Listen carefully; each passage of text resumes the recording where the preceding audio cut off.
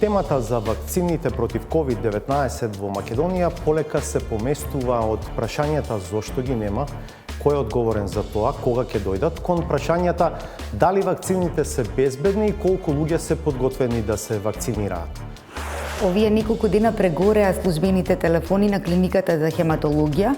Многу вознемирани луѓе кои што примиле вакцина изминатиот викенд во Белград се јавуваат, меѓутоа тоа е лажна тревога.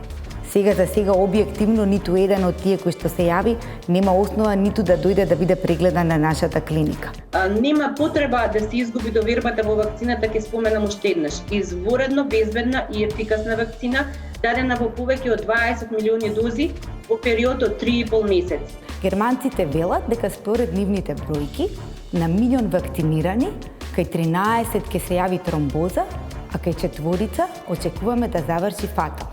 Ако имаме 60 годишни милион пациенти болни од COVID, 20.000 од нив до 30, во зависност од кој дел од светот, ќе завршат фатално. Што значи доколку еден пациент има 5, еден пациент има 25, а другиот има 100 антитела? Во тој сегмент, во делот на вакцинацијата, не постои препорака за следење на нивото на антитела.